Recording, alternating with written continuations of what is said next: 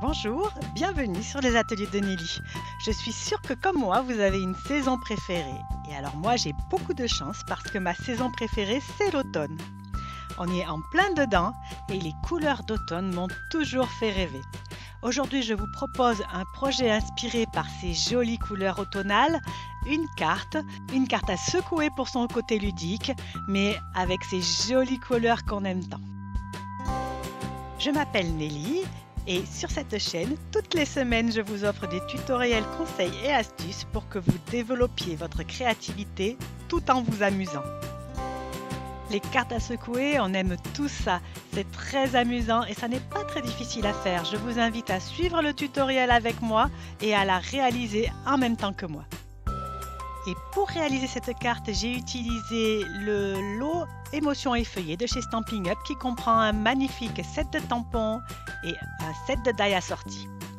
J'ai également utilisé 4 encres de couleurs différentes qui sont rouge, ocre roussillon, pierre rose polie et mélodie de mangue. Je vais commencer par réaliser le fond de ma carte. Pour cela, je vais avec la brosse appliquer toutes les encres les unes après les autres sur un morceau de papier de couleur blanche. Vous savez que j'adore utiliser ces brosses. Alors ce n'était pas le cas avant lorsqu'on faisait avec des petites éponges. Je trouvais qu'il y avait toujours des traces disgracieuses sur mon papier. Et là, je trouve que les brosses vraiment nous facilitent vraiment la vie. J'ai utilisé 2 brosses seulement, une brosse pour la couleur claire, le jaune qui est mélodie de mangue, et une brosse pour les rouges et les roses. Comme vous pouvez le voir, je décharge un petit peu ma brosse sur mon papier brouillon qui est à côté de ma base de carte. Et ensuite, je vais par petits mouvements circulaires remplir ma feuille avec l'encre. C'est très sympa à faire, vous verrez. Et je continue comme ça jusqu'à ce que le résultat me satisfasse. Comme vous pouvez le voir, j'ai un petit peu taché la feuille avec mes doigts pleins d'encre. Ça n'est pas grave, à force de passer dessus avec la brosse, l'encre s'atténue et sur le résultat final, vraiment, ça ne se voit pratiquement plus.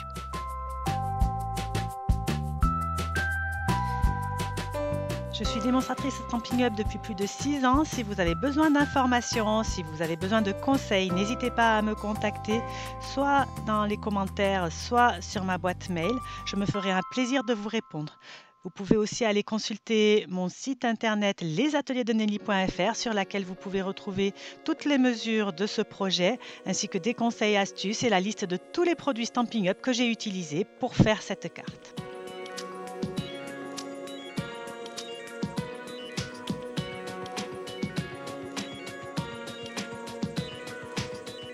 Et pour terminer la coloration de ce fond de page, je repasse avec la couleur la plus claire sur toutes les parties. Ça unifie un petit peu les ambiances. J'ai également mis un petit peu d'encre ocre roussillon, donc un petit peu plus foncé tout autour de mon papier. Ça crée un ombrage qui attire l'œil vers le centre de la carte.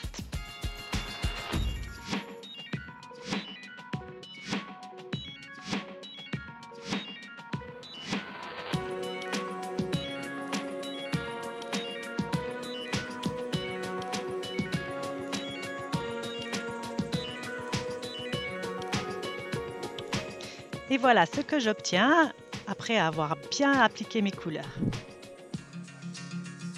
Je vais ensuite vaporiser un petit peu d'eau sur ma carte et comme les gouttelettes étaient trop fines à mon goût, j'y vais carrément avec la base du vaporisateur pour que les gouttelettes soient plus grosses.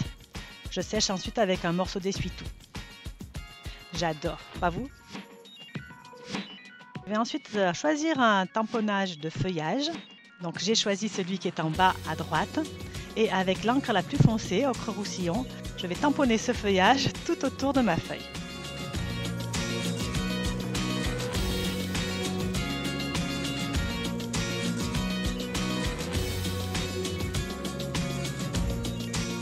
Et pour rajouter encore un petit peu plus de texture sur mon fond de page, je vais utiliser le tampon qui figure les petits points et je vais en mettre un petit peu partout avec de l'encre rose. Ça aussi, j'adore, ça amène vraiment beaucoup à nos projets. C'est vraiment pas grand chose à faire, c'est très simple et ça apporte beaucoup.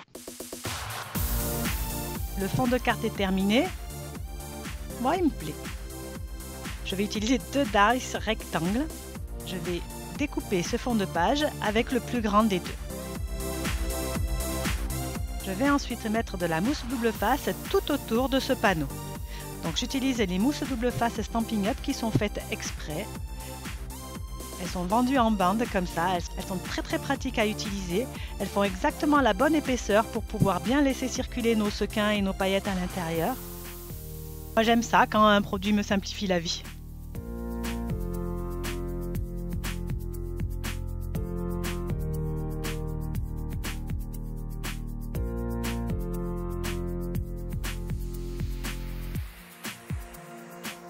Une fois ceci fait, je vais découper dans du papier couleur ocre roussillon les deux die l'un dans l'autre. En fait, je vais faire une bordure pour mettre au-dessus de ma carte. Et à l'intérieur de cette bordure, je vais mettre du papier fenêtré, donc du papier transparent, qui va me permettre bien sûr de boucher la fenêtre pour que mes sequins n'aillent pas s'enfuir à droite et à gauche.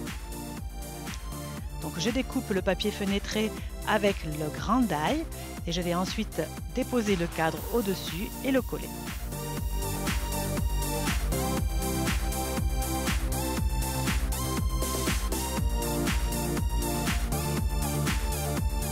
Il ne me restera plus qu'à coller cette fenêtre sur ma base de cartes après qu'on l'ait remplie de paillettes et de sequins. Voilà qui est fait.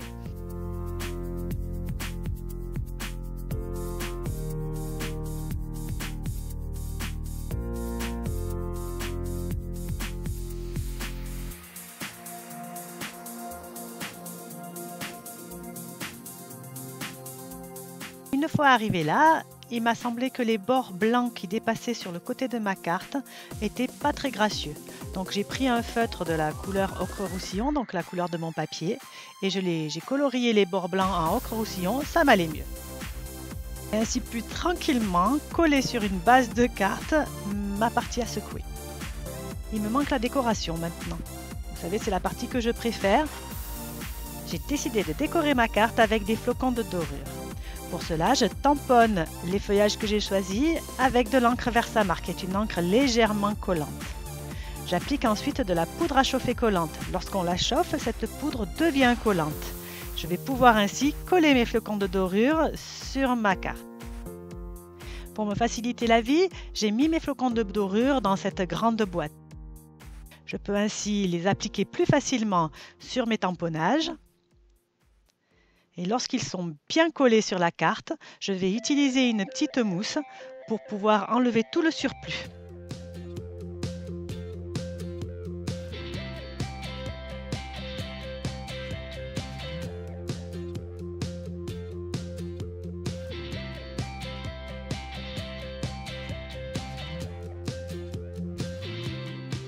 Et voilà le résultat. C'est beau, hein?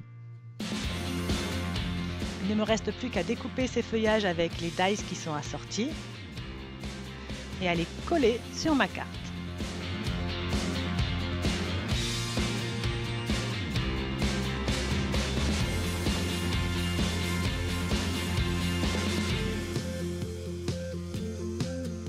Ensuite, faire une petite étiquette. Celle que vous voyez sur la droite, je ne l'ai pas utilisée parce que la couleur était trop foncée. L'avantage d'utiliser une brosse avec des encres, c'est que vraiment on peut faire la teinte que l'on veut. Donc là, je décide d'en faire une avec davantage de jaune. Le résultat me plaît mieux. Je vais également insérer un die cut doré de feuillage dans mon titre. Et pour une jolie finition, je vais décorer l'intérieur de ma carte et l'enveloppe.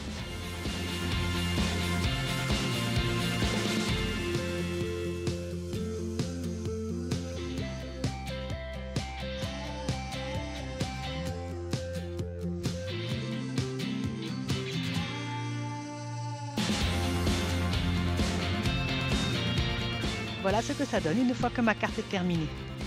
J'ai été ravie de la faire avec vous, cette carte sur le thème de l'automne. Est-ce que vous avez vu que j'ai rajouté au dernier moment une petite abeille en haut à droite? Il doit bien encore en rester un automne, non? Et vous, quelle est votre saison préférée? N'hésitez pas à me le dire en commentaire, je serai ravie de connaître votre opinion. J'espère que cette vidéo vous a plu. Si c'est le cas, n'hésitez pas à mettre un pouce en l'air ou à vous abonner, ça me fait toujours super plaisir. Je vous retrouve la semaine prochaine pour un tuto scrap ou carterie. D'ici là, je vous dis portez-vous bien et à la semaine prochaine. Au revoir.